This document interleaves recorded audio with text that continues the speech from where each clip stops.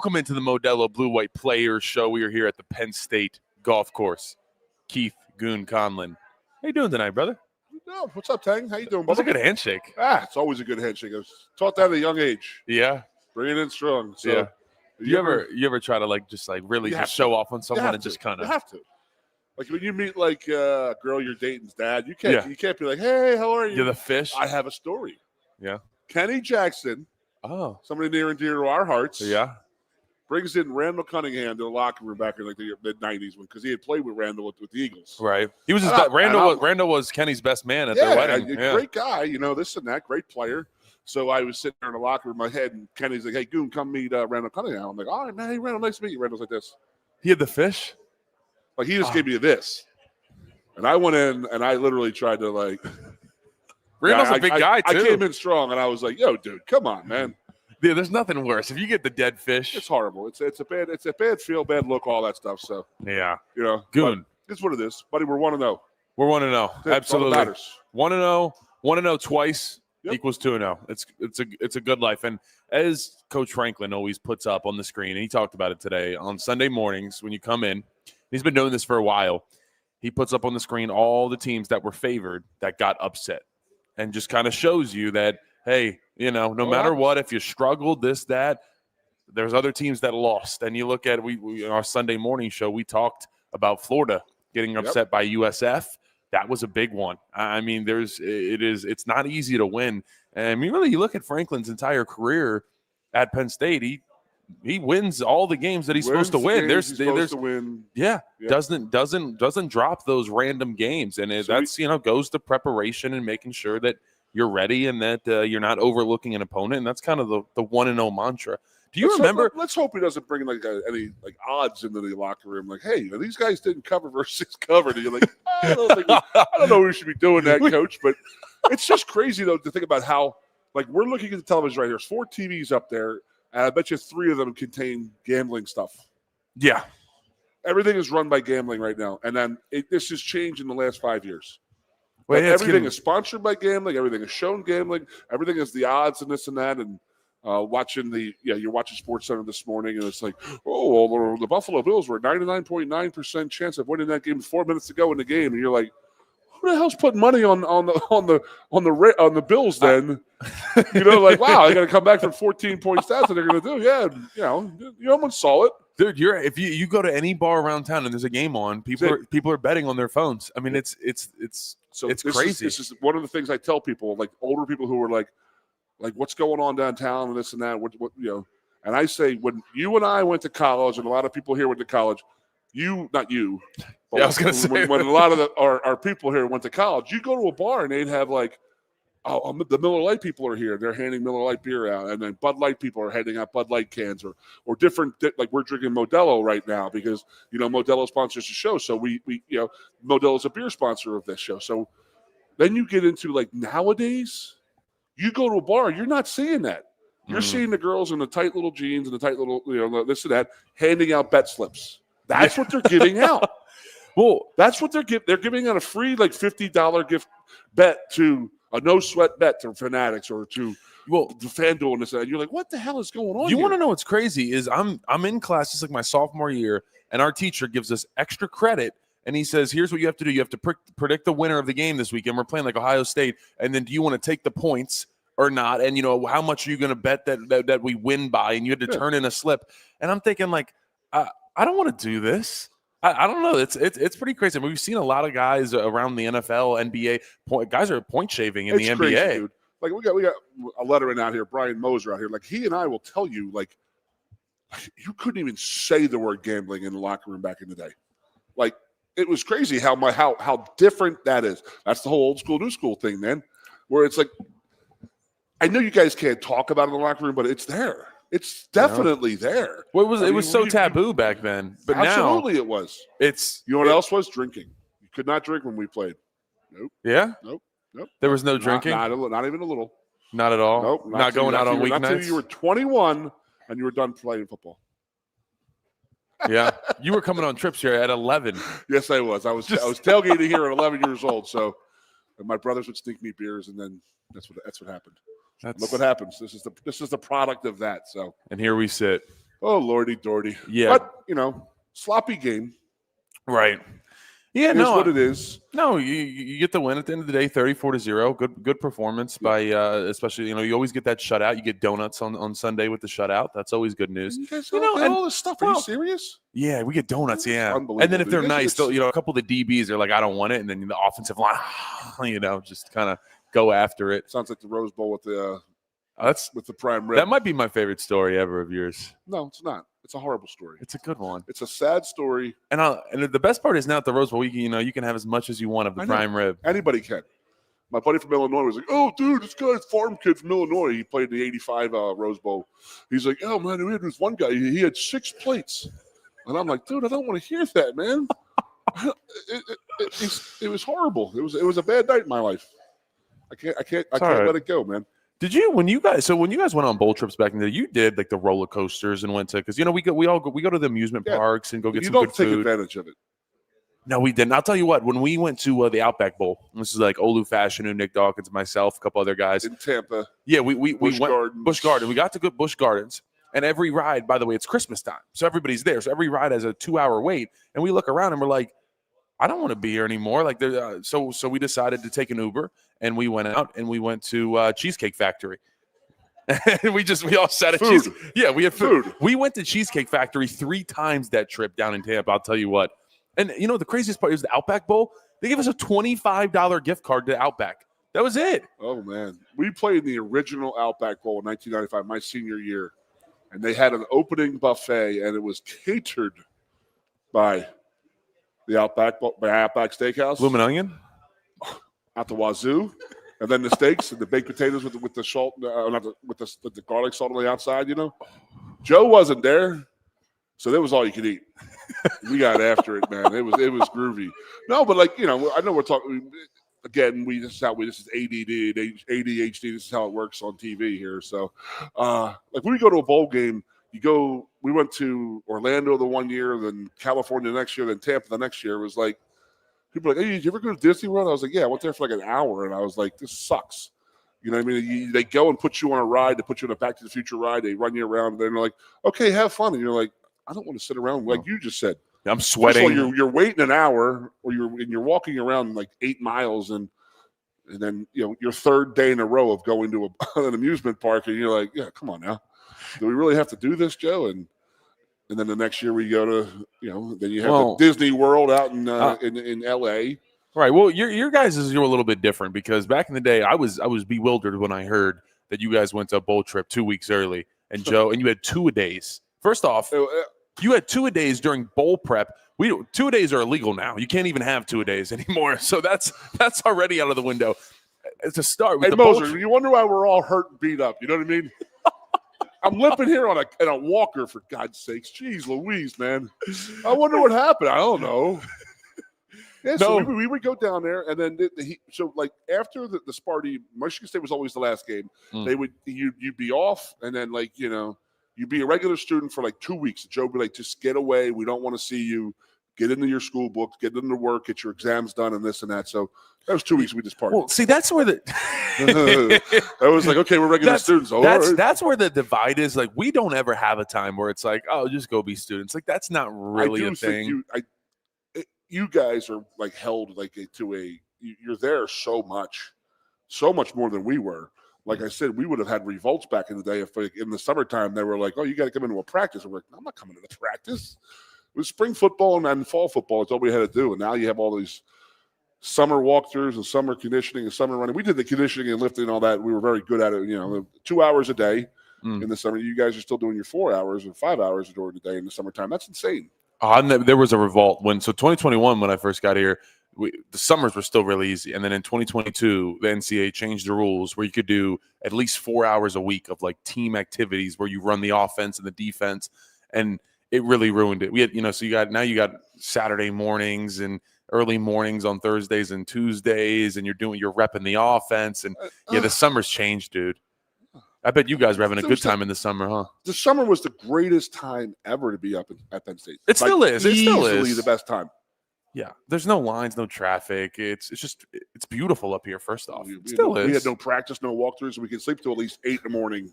Because you guys didn't get to see your coaches at all during the summertime. Once spring football ended, No. it was like, okay, we'll see you in August. They meet you for that one time during the summer and say, here's your reporting weight. Come in at that weight or under, you're in trouble, and that's it. If we had a long weekend, I remember in 2020 when we had a long weekend, Trout would have us in there. We'd do like a 2-hour offensive line test on Friday afternoon before we could go home on weekends. That's what I mean. It's so different of what is, like you said, what's expected of you guys back then and how we are treated now. But we talked about it. You guys got to do really dumb things. Again, have fun experiences. I still want the answer. Would you want the anonymity of that we had, or would you want the money that you guys are getting, like the guys are getting right now? I mean, I think I'd rather take the money. And then what? Have people looking at you and this? Well, it depends what level. Because if you're an offensive lineman, you get stared at no matter because you're huge, especially if you're with other offensive linemen. Nolan Rucci just walked in here. He's like 7'4". Yeah, he had to duck through the door to get in here. I mean, he's like 7'2" with the afro over here, so he's going to stand out.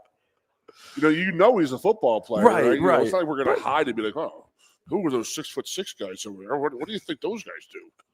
But the difference is, though, it's like you look and it's like, yeah, but when you're like a Drew Aller or Nick Singleton, then you really get like photos taken of you, and that's a bad life. Well, I will say that's that, not fun. Honest to God, if you really go back in the day, like you weren't even born yet, but Kerry Collins got in trouble in the NFL with like people saying like, oh, he was out drinking and this and that, and there were just like reports of that, but it wasn't true. But it was just somebody reporting it. But now it's like cameras like, well, can't really deny that. That's you on the floor right there, is it not? Well, that's on me. The table with that's your shirt me off. over there. I don't have a shirt on. That's not me. Well, the tattoo says, unless that guy's your size with the same tattoos. I don't know. That's how Urban Meyer got. Remember, I feel like everybody had such short-term memory. You're right. That he was the exactly Jaguars right. head coach, and then he's at a bar with his own bar. Yeah, his own bar, right? Wasn't that in Columbus? Yeah, he stayed. Why would you think they played the Bengals, and he stayed back? And like every NFL player will tell you, there's never any coach that stays back for personal reasons. That's just an odd thing that he did, and I got him caught up. It is amazing how you see some college coaches that just do not fit in the NFL at all. I mean, Nick Saban, obviously. Do you think James would fit in the NFL? Probably not. No. It's just such a different world. In the NFL too, but he's with the Packers. He is his personality is like he's the leader. When you get the NFL and like you're the head coach, I get it, but like as an assistant coach and this and that, you're dealing with guys and it's like, I make $6 million a year. Yeah, well, you're dealing with grown men, but you're dealing with a bunch of grown men that all, for the most part, almost make more money than you. And so I feel like that starts to kind of change. I will say this: if you're in the NFL, you're there for a reason. You're a mature person who knows how to play football. I mean, there's idiots who make it and stuff like that, but they get run out pretty quick on their own fruition. Yeah. So now, how do you think Joe would have fared as an NFL head coach? He got offers, didn't he? He got offered. Sure, he did. I think he got offered. Listen to this: he got offered ownership in the Patriots. Really? And he turned it down. Yeah, he just, again, I don't think that his personality, I mean, if it was X's and O's, he'd be fine. But then the way the game's progressing, it's not X's and O's, it's about personalities and this and that. And so I don't know. I don't know how he would. Yeah. It's telling a guy you can't have a beard in the NFL does not work that well. No facial hair. I don't think that's going to work. Or you yell at a guy for this and that and like. But in college, I always said that Joe had a little carrot that he just dangled in front of you, and that's called playing time. Like, you either followed the rules or you weren't going to play. That's the bottom line. Speaking of play, I mean, what you think of the boys this weekend? Good. We got Nolan Roocci on we're have a Penn State offensive lineman. Nolan Roocci is going to sit down with us. You're over 237, right? We're good. He's over 237 pounds. We're good. Yeah, once again, I think we will be, I don't know, we'll have to get a weight check on Rucci, but I think we are also, once again, our guest is going to be lighter than both of us. We got to figure this out, buddy. we got work to do. I don't know. Unless you put three guys together, I'm going to be heavier than all of them. So that's not high. That's not kid. No, we'll talk to Rucci. I think, one really high note here that we've been on in these first two games is that people have said that it was going to take time to adjust to the new Jim Knowles defense and that it's complex. Defenses look great.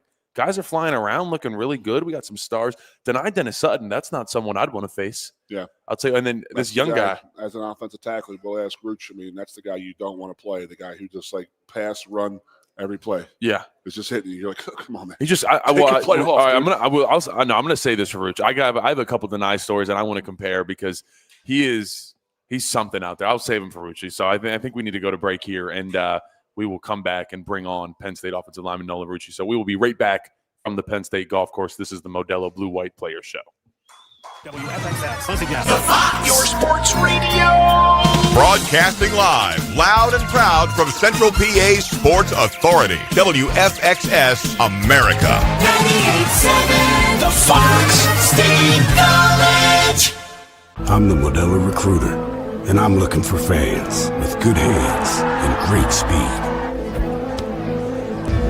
The ones who stay focused and never miss a play. They go the distance on game day, even when their team is away. I'm always watching, always looking to reward more full-time fans. Because football isn't really football without you. Lusk & Associates Sotheby's International Realty proudly presents the introduction of our new State College office at 314 South Borough Street in State College. At Sotheby's International Realty, we advertise locally, nationally, and internationally, bringing the best of advertising and promotion to each and every one of our properties, big or small. Call now. A lot has changed about State College. One thing that hasn't is W.C. Clark's Coffee Roasters on 234 East Calder Way. 30 different varieties of specialty coffee beans sourced from over 25 countries and roasted with love each morning in Happy Valley for over 45 years. They'll ship their fresh roasted coffee from their doorstep to yours. Order online at statecollegecoffee.com. That's statecollegecoffee.com. The Center Hall Farm Store has been serving Center County and beyond for well over a half century. A small family business, the Center Hall Farm Store specializes in animal nutrition and manufactures its feed fresh using local ingredients. Get the best in horse, cow, pig, chicken, and bird feeds. If you're not already a customer, stop in and see why so many of your neighbors are. The Center Hall Farm Store at 110 West Allison Street in Center Hall, or call us at 814-364-1393. Two of the top names in local printing have combined to serve you better. King Printing of State College has merged with theprinters.com, forming one of the 400 largest printers in America. Combining traditional offset printing and digital workflow techniques, theprinters.com can print, assemble, package, and ship to anywhere in the world, all with the same high quality customers have known and trusted for over 50 years. Buy local and save. Get started today at theprinters.com. With a Timber Kids savings account, you can start to save money, earn prizes, and teach your kids the value of savings. It's easy as 1, 2, 3. Building futures is what we do at TFCU. You really need to belong to a credit union. You belong at TFCU, Timberland Federal Credit Union, a credit union you can grow with. You're tuned in to the Blue and White Players Show with Keith Goon Conlon and Landon Tengwall, broadcasting live from the 19th hole at the Penn State Golf Courses every Monday at 6 p.m. all season long. Special thanks to this season's sponsors of the Players Show: Lusk & Associates, Sotheby's International Realty, Turner Construction, Austin, and Pam Schanfelter. Now back to more of the Blue and White Players Show. Welcome back into the Modelo Blue White Players Show here at the Penn State Golf Course. We are now joined by Penn State offensive lineman Nolan Rucci. Nolan, what's up, brother? Good, man. How are you? Young Gooch, what's up, my brother? How's it going, man? How's the body feeling? Hanging in there, man. It's actually not too bad. Just, trying to get in on Sunday, hit the tubs, warm up a little bit, try to get stretched out before we do practice. But, having Monday as a there we go. Having Mondays or off days has been nice, just being able to get to class, not really have to worry about practice. But we still come in, watch film, get in the meetings with the guys and go over next week's game. So let's talk about what is the Sunday routine normal nowadays for you guys? I mean, I know it hasn't changed in a few years we've talked, but I know the people outside out. I mean, you say you're off on Monday. So Sunday, what are we doing? Sunday, come in. We got a little lift to start things out, and then we'll meet, go over kind of like what we did on Saturday, go over the good things, go over the not so good things, and then we'll start meeting for the next week's opponent. So a lot of that's just like watching film with the offensive line, and then go out, do a lot of walkthroughs. And so we have that, and then we had the dirty show. Dirty show is always the best part of Sunday, is watching the young guys get after it. Yeah. So you guys are watching the scout team, the run-on guys get after it? Yeah, so they're out there practicing, and you guys are just watching? Are you in pads or anything? Us, we're just in our jerseys, but everyone else is in full pads. You have to stay out there with them? We don't have to, but day after a game. We get to stay out there with them. We get to watch them. That's their chance to kind of put on a show. Yeah, I got you. I understand. I mean, it's a good thing, because I remember when we were scout team back in the day, it was like, you know, your Super Bowl was Tuesday and Wednesday, and it was like, okay, we'll see you next week. Pretty much, it was like Thursday. It's pretty much just a walk through. Friday was nothing. Saturday game, you know. I mean, I remember my freshman year that like you say the scout team or the run on teams, they'd be lifting before a game. We lifted before games as young guys, as like redshirt guys, and then Sunday was always our day off. Joe was like, you know, go to church, go to school, get everything straightened up and this and that for the week. And then Monday we were at work, regular schedule. But the Sunday-Monday thing, it's a big difference, I think,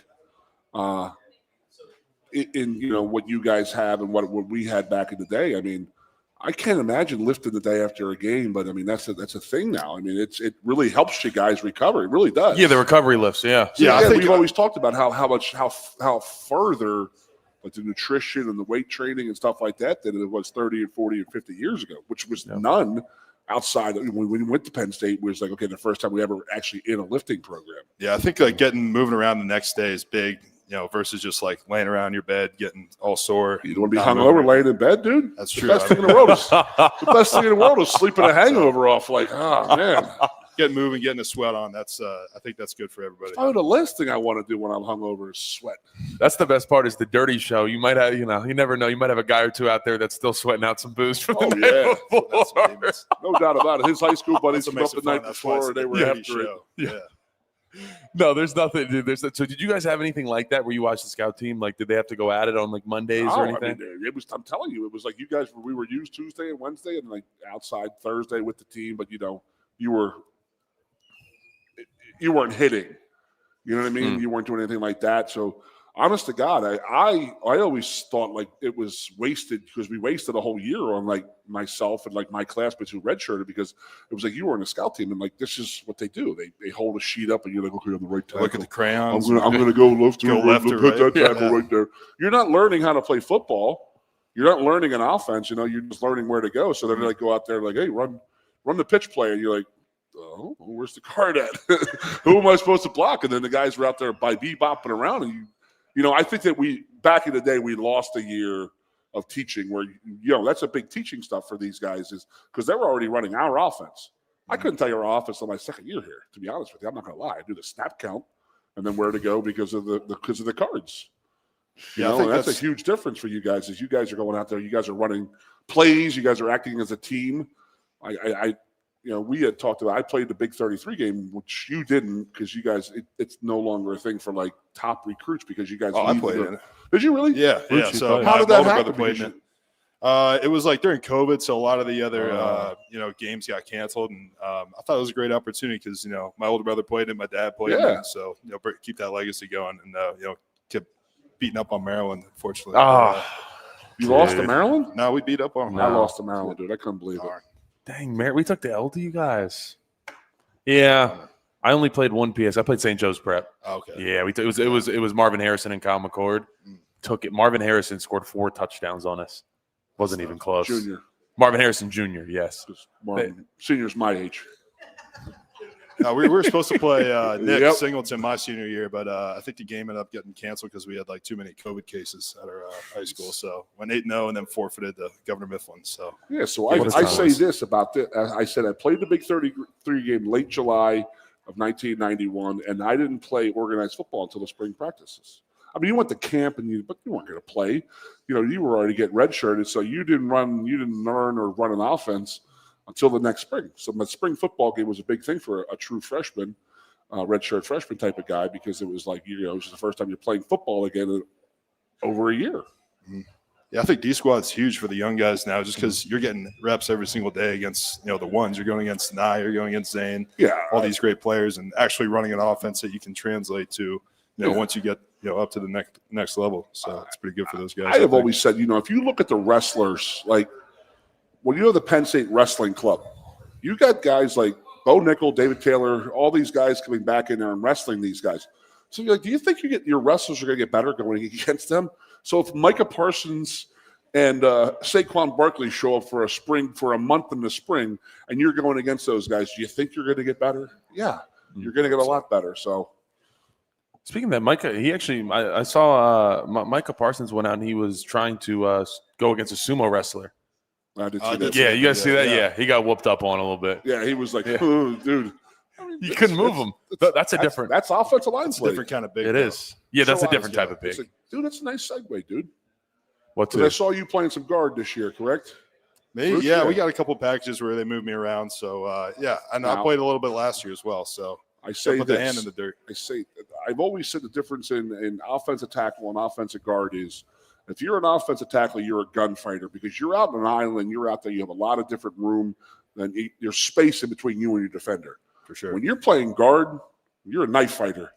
You know what I mean? You got guys right on top of you right away. You better be able to fight, So, I mean, a guy who was like, 6'8.5"? Yeah. Yeah, I mean, there's a guy, it's about leverage. I mean, there's not many guys who are going to be above you. Yeah, so that's the thing. You really got to be able to have get low. The problem of being 6'9", in the offensive guard and going against a guy who's Spice Adams, who's 5'11", 330. Yeah.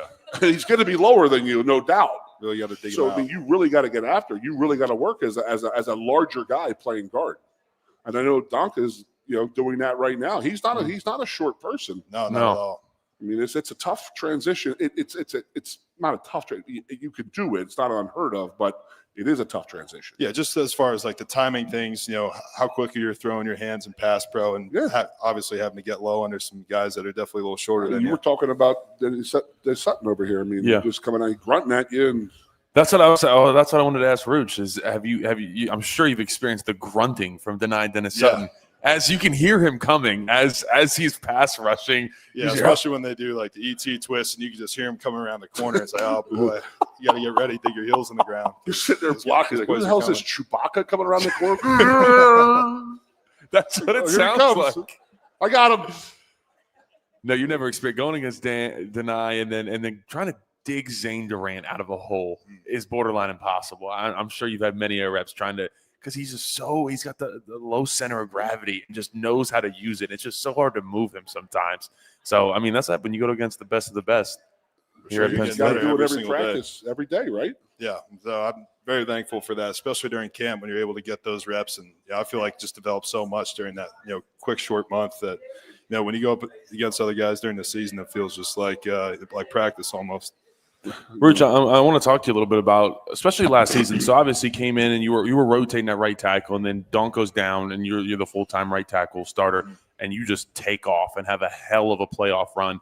What was kind of like the mindset throughout that? Was there a thought process of like, all right, like it's go time, and like I said, you were playing one of the best offensive linemen in all of college football. So like, what was kind of your thought process going throughout the playoff run and all that? Yeah, I would say it definitely can be difficult when every week when you're preparing for that backup role, because you got to be ready. It could be, end of the third, end of the fourth, beginning of the first. You don't know when you're going to get called up. And so I think definitely thankful for Coach Trout just preaching like that always be ready mindset, because I feel like each week, as the season would go on, like my tests and those kind of things would just get better and better. And I just feel like my prep work really helped me to be ready once, my number was called. And so I felt really confident once I was able to step in there and, get things going. And so definitely, hats off to Trout for, having that mindset as a whole offensive line. I do have to say that for Trout. As a guy from the outside looking in, I'm very impressed at the knowledge and the skill that you're just plugging guys in there, and there's really not you went in there as, filling in for Donka last year, and we didn't skip a beat. Actually, I think we got a little bit better, to be honest with you. And that's on Trout for getting you ready to play like that. And I having watched him coach and how he does it, and that is that, you're playing, you can drop down the guard, you could drop down to the other tackle. And that is a great offensive lineman should be able to play each position and know what each guy's doing in each position. And that is a product of how well you're coached. For sure. So if you know what the left guard is doing, and you're the right tackle. I mean, you know exactly what's going to happen on that play. Yeah. You know what I mean? You know that, okay, this is what the defense is going to do. If you have an understanding of the defense and where they're at and who has who, you can get a pretty good feel of what's going to happen. Yeah, exactly. So what can you walk us through, especially I'm sure it's even elevated since I've been gone. What is Trout's like preparation throughout the week? Because he does the O-line test and he gives you the notes all the time, but what are some of the things that he gives you guys to make sure that, like you said, you know all the fronts? Because I think we don't talk about it enough. Like offensive line, outside of quarterback, you have to be the most ready for. You have to know. You have to have an answer for everything of versus this front. What if they bring this blitz? You have to have an answer for everything. So like we are the smartest, most athletic people on the field. Sometimes we have the highest GPA. You know, I wouldn't go that Some of far. those guys, yeah, come I'm on. saying football IQ now. Come on now. I mean, we're not talking. Whoa! Back up the school stuff. I'm talking about football knowledge, brother.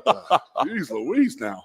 Oh, but it starts on Mondays. Like, today we came in, looking at their starters, they're too deep, looking at, what kind of moves they do in the run and pass game. Obviously, they got a little bit different defensive front than what we looked at last week. So adjusting some of our run game schemes to that and those kind of things. Also adjusting like our calls up front. Sometimes people key into like what you're saying as an offensive line and you got to change up.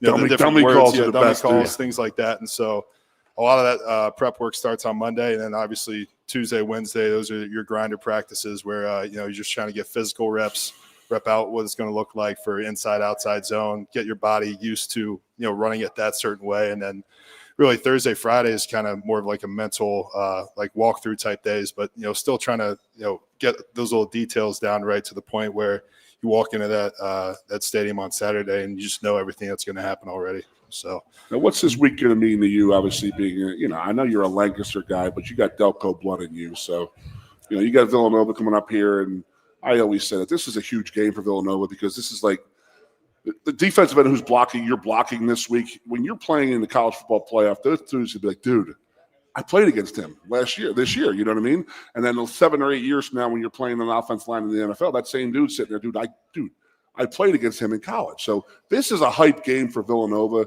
Is it something that, again, I know you're from Lancaster area, so it doesn't, but you have the Delco blood. So, does the Villanova thing mean anything?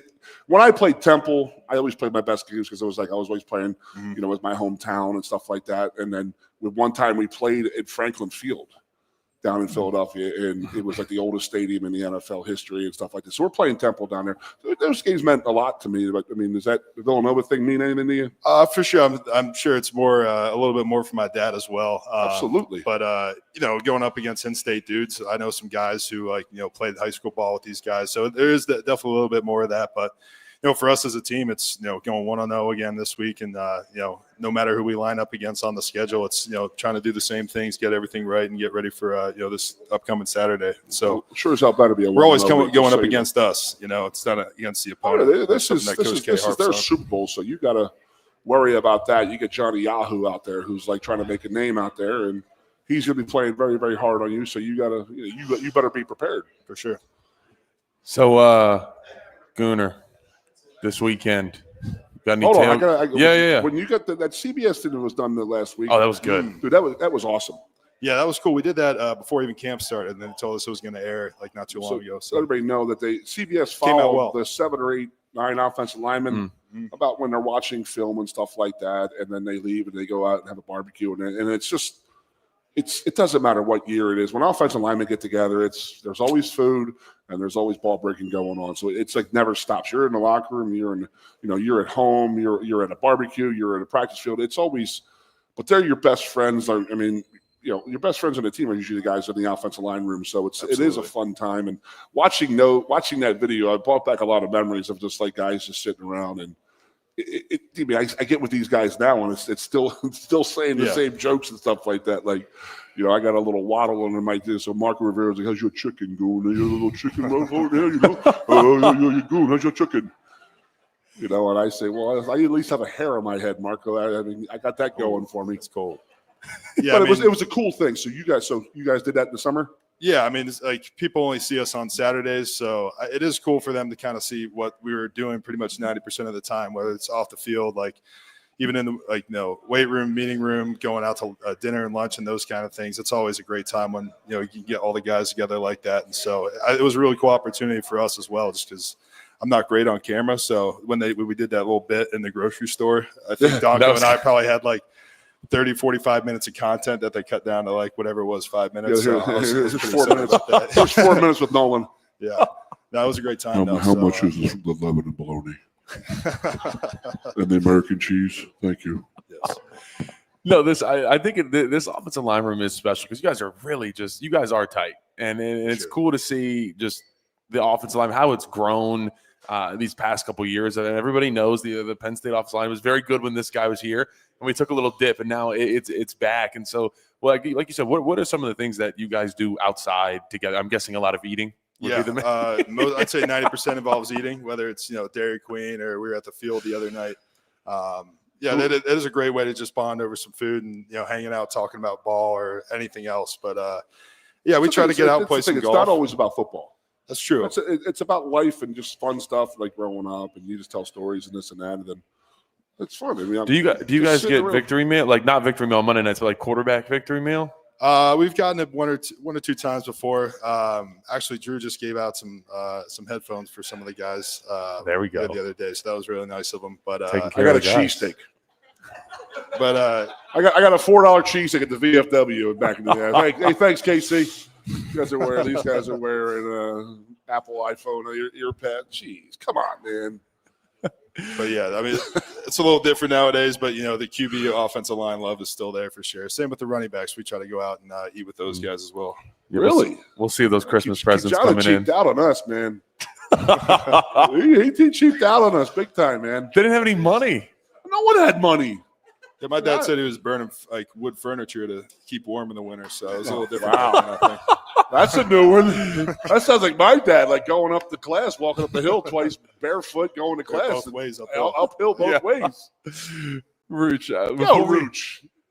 Todd Rucci said, what? Wow, his father. He might have been embellishing, but of course, a little bit. You always have to. But I did live with him one summer, and we made a lot of wood that we could burn, and we broke some stuff here and there. It is what it is. I mean, we're larger men, smaller furniture. It happens. Rucci, so I do want to talk. We always ask people that we have on about kind of the recruitment and why you chose Penn State. And you obviously have a kind of a unique path of having been a big-time recruit. And you wanted to go play with your brother at Wisconsin. And so what was kind of that initial of deciding to go to Wisconsin and then finding your way back to Penn State now?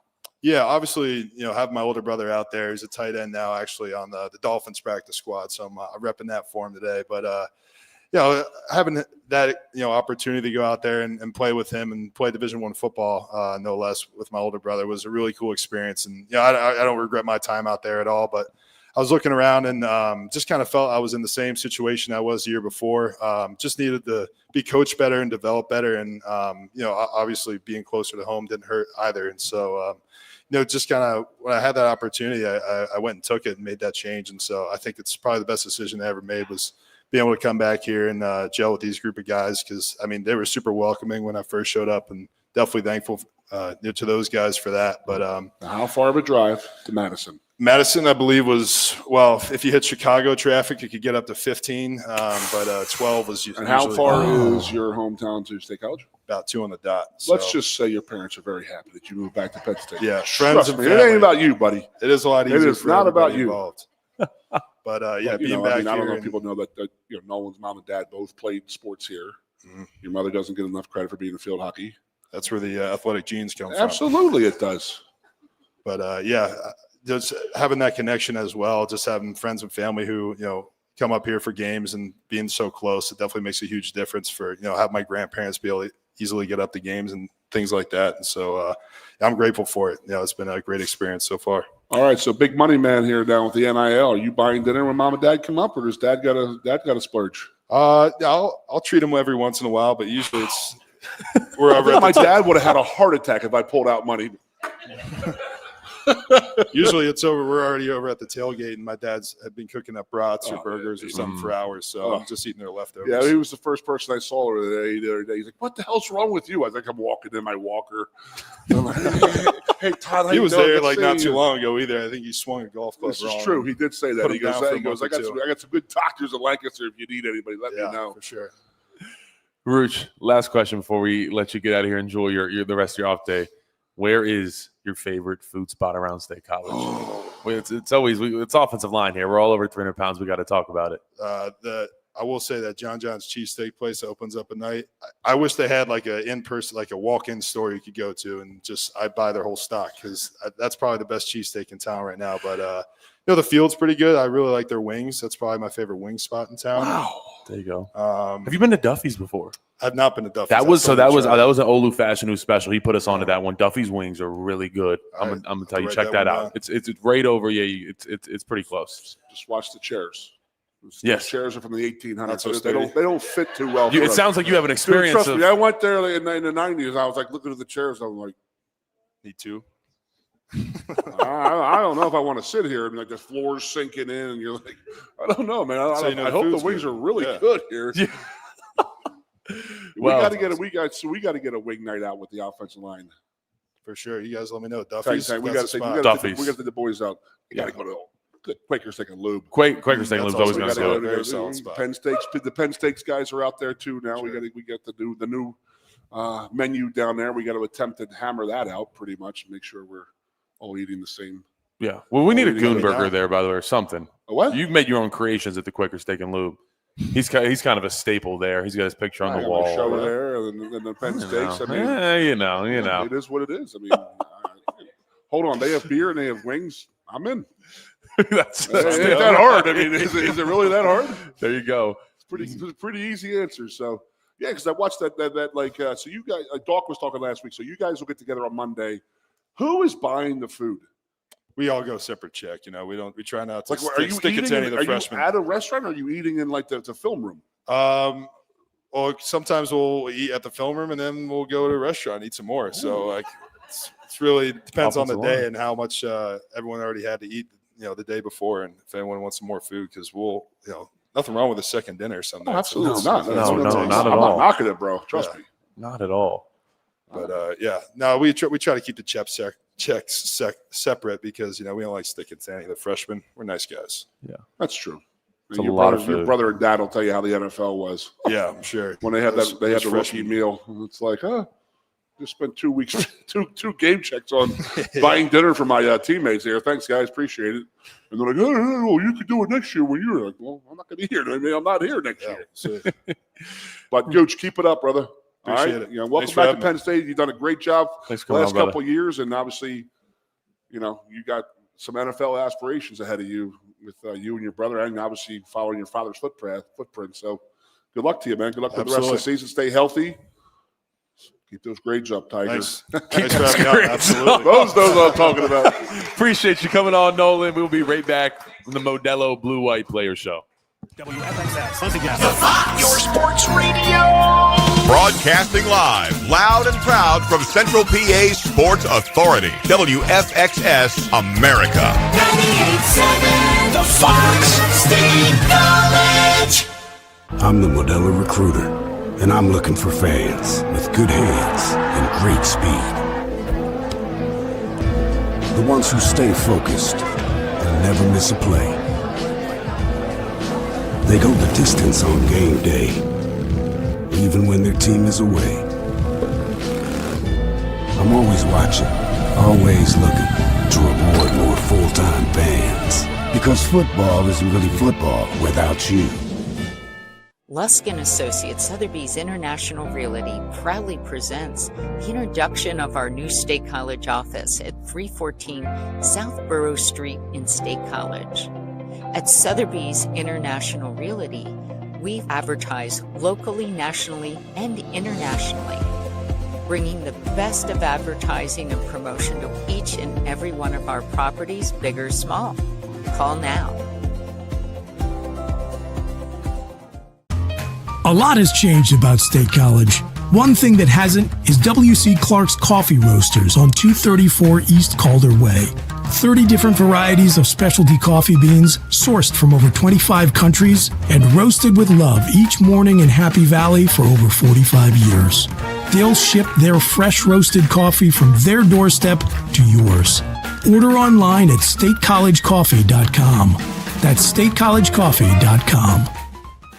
The Center Hall Farm Store has been serving Center County and beyond for well over a half century. A small family business, the Center Hall Farm Store specializes in animal nutrition and manufactures its feed fresh using local ingredients. Get the best in horse, cow, pig, chicken, and bird feeds. If you're not already a customer, stop in and see why so many of your neighbors are. The Center Hall Farm Store at 110 West Allison Street in Center Hall, or call us at 814-364-1393. Two of the top names in local printing have combined to serve you better. King Printing of State College has merged with theprinters.com, forming one of the 400 largest printers in America. Combining traditional offset printing and digital workflow techniques, theprinters.com can print, assemble, package, and ship to anywhere in the world, all with the same high quality customers have known and trusted for over 50 years. Buy local and save. Get started today at theprinters.com. With a Timber Kids savings account, you can start to save money, earn prizes, and teach your kids the value of savings. It's easy as 1, 2, 3. Building futures is what we do at TFCU. You really need to belong to a credit union. You belong at TFCU, Timberland Federal Credit Union, a credit union you can grow with. You're tuned in to the Blue and White Players Show with Keith Goon Conlon and Landon Tengwall, broadcasting live from the 19th hole at the Penn State Golf Courses every Monday at 6 p.m. all season long. Special thanks to this season's sponsors of the Players Show: Lusk and Associates, Sotheby's International Realty, Turner Construction, Austin, and Pam Schanfelter. Now back to more of the Blue and White Players Show. Welcome back to the Blue-White Modelo Players Show here. Hello. How you doing, Gooner? Oh, man. Got some Monday Night Football coming on. Better. Yeah, good game tonight, bro. Who we got? Caleb Williams? Bears, Vikings tonight a little bit. I mean, I don't know. You're still in your pen doing all your work, man, in your little hellhole. I know. Hard-working man, bro. I got to give it to you, Tang. Thanks, buddy. This is like your 36th show since the game on Saturday. Good job. I mean, I don't know what the hell you talk about. I mean, is it the same thing over and over? Yes. Same exact thing. We're you do well. You do good with it. So Thanks, I know we were talking on our radio show Sunday. By the way, we got a lot of dap for that. A lot of people love that. Listen to that Sunday show. People love it. I mean, I've got great feedback about it. I mean, first of all, I'm Timu John Crux, so I got no problem with that. That might be the greatest thing that's ever came out of that show is you being called Timu, and I learned who John Crux is. Thank you. I still don't really know. So did he play it or just announcer? Oh, he was a player. He was a player. He finished. He's a crazy dude, man. He was just like one of those like 90s guys. He wrote a book. Some lady was like, "Oh my God, you're drinking beer. You're a baseball player." He goes, "Oh, she goes, "You're a pro athlete." And the name of his book was "I'm Not an Athlete, I'm a Ball Player, Lady." That was the name of his book. You gotta look him up. He's great. He's like one of those scruffy, dirty guys. I gotta watch some juice running all over him. I gotta watch some videos. He's in Major League Baseball. Played for the Padres, the Phillies, and he goes to the Chicago White Sox. He hits he's a great hitter. I mean, he was like a big, large guy, but he was a very, very good hitter. So I get to hit the Chicago White Sox. He knows that he is now a 300 hitter. He goes like this and walked off and retired mid-game. He just said, I'm a 300 hitter, I'm done. I guess that's what I want. It is what it is, and now he's the announcer for the Phillies. So it's like how I just sit there and tell stories. That's what he does during a game, the Phillies broadcast. It's just hilarious. He just like, and he'll be talking for like 2 innings. You're like, what is he talking about? But it makes sense to me. I know exactly everything he's talking about. It's so funny. Similar to our show on Sunday mornings. And drink and alcohol and we having a good time. I'm gonna tell you, we got a comment in the comment section. Someone said it's our show is like 90% food, 10% alcohol, and basically no football. But I think that's kind of what it's intended to be. I mean, it was 34-0. What are you going to talk about? Saying Florida International showed up, they played good. Well, I don't think we're not going to have anything to talk about Sunday either. Just whoop up on Villanova. I'll have a big tailgate Saturday. So we got. What's give me a rundown? What's on deck food wise there on that tailgate? See, Gooch. We got probably doesn't know I'm calling his dad. Calling him by his dad's nickname. So we'll do the burger. We'll have breakfast. Pork roll, bacon, sausage, eggs, hash browns, all that stuff. And you get into the burgers, dogs, chicken, sausages. Standard fare. Modelo sponsored tailgate though. Drinking 56 Modelos in the afternoon, so that's good for me. There you go. Speaking of Modelo, hello, how are you? Oh, gracias. Well, we got So what do you got? once again, just what do you like tonight, buddy? We got the lines everywhere. I'm telling you, it's all gambling, dude. All It's gambling up on the 100%. TVs. Everything is run by gambling right now. When you're in the NFL Network, and there's gambling lines on there. ESPN has gambling Golf. lines on We there. got golf. There's definitely Network, gambling on that. There's ads. There's odds right there of the guy coming out of the trap, and he lost. He's done. You bet it every second. Well, what's interesting too is you got guys doing gambling ads. Like LeBron is in like FanDuel ads, and like it's obviously illegal for him to gamble, but he can do the ads for it. Wow, I didn't think about that. I'm watching him and Kevin Hart on there, and you're right. There is right. Is that not crazy? Yeah, man, that's tough. Next thing you know, we're gonna have like star quarterbacks doing gambling ads, and it's like, what are we? Because they have the most money. These gambling companies have crazy money. Hey, dude, the electricity bill gets paid in Las Vegas for a reason, right? That's a good point. There's a reason. There's never no electricity. Somebody's always paying the bill for the lights in Las Vegas, buddy. So there's always going to be the gamblers out there. Now it's instead of when back in the day when you wanted to gamble, you went to Atlantic City, you went to an island, or you went to Las Vegas. Now you just literally in your living room playing slots or throwing bets down like anywhere. Glass. It's crazy how it is taking over the sports world, and like how they did it is crazy to me too. And that is that overtime we got 5-10 minutes. So like it wasn't like the NFL and like ESPN and like the NFL Network and NBA and Major League Baseball. How they got into the professional ranks has always been like that was always that taboo subject that no one talked about when you were in the professional ranks. Nobody talked about gambling. You weren't allowed, right? And then all of a sudden they're saying, one-day fantasy games. Remember that? Mm-hmm. When you could bet, you have a fantasy football one-day fantasy games and stuff like that. So you would go against everybody else. And then all of a sudden they started having odds to that. And then they had the casino hooked onto the FanDuel and the Bet Rivers and stuff like that, Fanatics and all that. And then I always tell a story. I was talking to a guy one time, and he was like, I go on there and I play blackjack and I do this and I do that.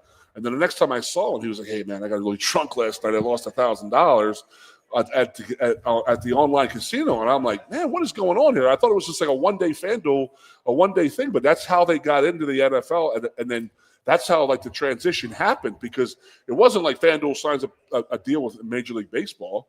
It was the one-day fantasy leagues. And then that's how they added the casinos onto them. Then it's crazy to think, but it is all run. That's a good point. Fantasy, everything was like the soft launch of getting gambling in. You're exactly right. It's a great way to think about it. And that's how they got in. And then it was like you're driving down the road. I remember driving down the turnpike like 10 years ago, and I was like, it said MGM Casino, the local casino for the Steelers and the Eagles, and I'm like, whoa, now what's going on here? Now we're advertising. It hasn't really hit the college ranks yet. No, but they coming. still have that taboo. But it's talked about. Yeah. You watch any kind of pregame and you watch the bottom line. It's always the lines, the over-unders, and stuff like that for every game. We're getting a casino here too. Absolutely, we are. That's coming into town. I wonder if a sports book in there, and the guys will be going. Is there going to be a sports book? You think in there? I guess there has to be, right? Yeah. They'd be missing out on a lot of money if they didn't. Well, I guess casinos at the end of the day are probably getting hit kind of hard though. With this online stuff. Oh, Vegas is definitely Vegas is getting killed. Suffering big time. Yeah, I didn't think about that. So what do you got going on this week? I mean let's talk about the tangle. You always ask me what I'm doing. Gooner. You're in your like little hole, like cutting up videos, get yelled at by Clemson and Alabama fans. So I don't know if anybody saw this.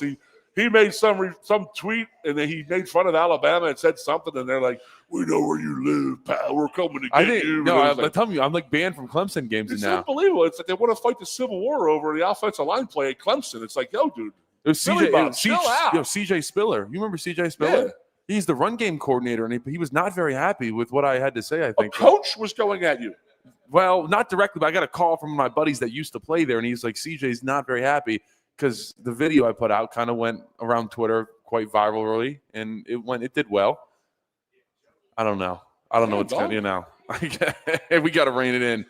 But no, I'm going to go home after this. Calls by CJ Spiller. That's amazing. Bro. I know. I was kind of like doing something. I was like, I remember watching it. I texted you when I said it was like on my phone. It was like some kind of internet thing. It says Penn State offensive line, calls out Notre Dame offensive lineman, and I'm like, what the hell is this talking? And it was a very, very, very good analogy of what you made, a breakdown of that Notre Dame. Who did they play the first game? Miami.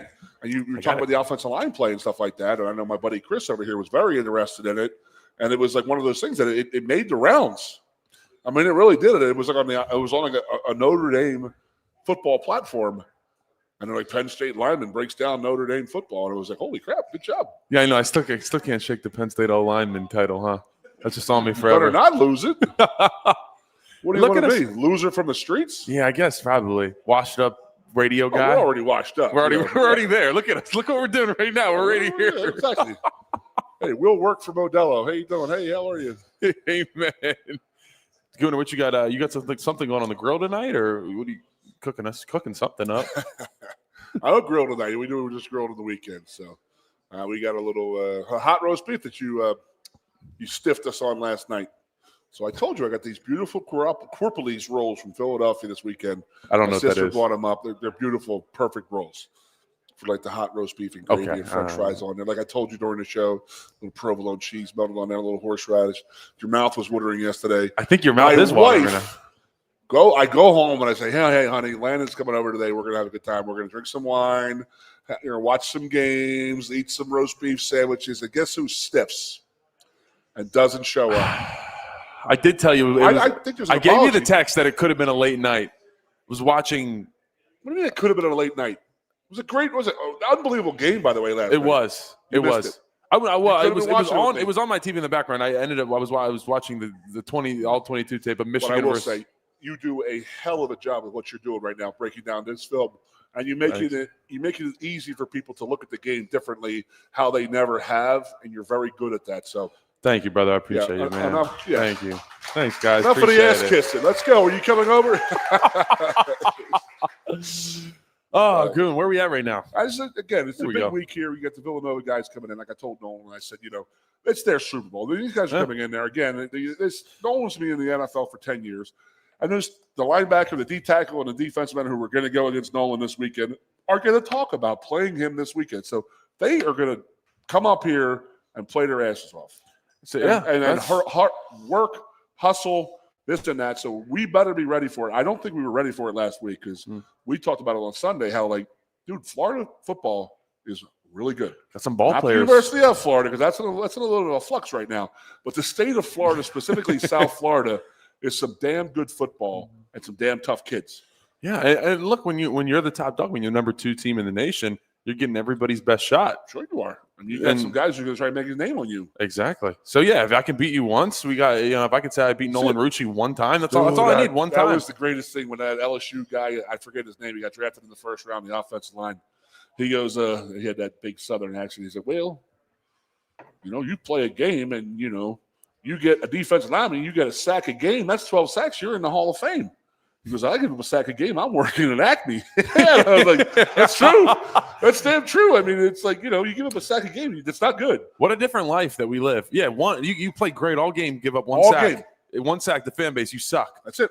But if you get shut down all game and then you get one sack, oh, he's the greatest. It's crazy. Yep. You know what? And their job is easier. We're offensive linemen. We're not looking for the praise, so we just go out there and work and this and that. So that's sort of what we do. Absolutely. Well, right? Gunner. Good show, brother. Good show. I love having the offensive line guys in here, man. Yep. He's talking about getting a punter in here. He's like, well, the guy's over 230. Our punter is about 300 pounds. Yeah. He's close to 297. He's 80 pounds over 237. Of course he's welcome on the show. He's booting 72 yarders. He cannot talk about punting. A little Pat McAfee action? Okay, hold on. Does he – okay, I want to know his eating habits. Well, we should get him on because when he first got here, Gabe was like, he was in my class. He was like 320 as a punter, and so he had to get his weight down. Was he a fatty? Does he have like fatty tendencies, like eating and stuff like that? Like grub like an offensive lineman? He's probably like us. He likes a couple Twinkies at night or something, That's a pretty good one. Yeah, I heard a good one last night. So Marco Rivera's up in Alaska hunting. Okay, my one buddy said to him, he goes, Marco, put Twinkie in your fellow hunter's backpack. You'll be safe. The bears will go after the Twinkie guy. I thought that was hilarious. And Marco's like, "Oh, I use Hostess Ho-Hos." I'm a big tasty cake guy. You ever had the peanut butter chocolate tasty cakes? Anyways, Those. I'll tell you You what. know where they're made? Where? Oh my God, geez. Are they Philadelphia? Yes. Okay. You know what? Dude, I'm you so do bad all with this Philly. homework and research on football. I'm bad with Philly, bad. man. That's bad, dude. Told you I'm a Yins at heart. Bad. Oh, no. Yins. Use. Is that Use Philly? versus- Use? Use. Use versus Yins? Uses versus Yinzers.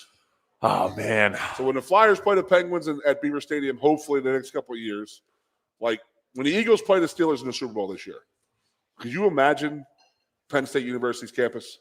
That'd be like Calder Alley would run red with blood. Oh yeah, it'd be like the Sharks and the Jets. You have no idea what I just meant, but everybody here knows what Sharks and Jets are. Riots. There's the Eagles guys walking down the street, stabbing up the Steelers guys. Well, Gooner. Yeah, we ended the It was a show pleasure. on a play. Here Absolutely. we go. Hey, buddy, let's Appreciate go. you. Thank you guys for coming out. 1-0, baby. Modelo Blue White Player Show. Thank you guys for coming out.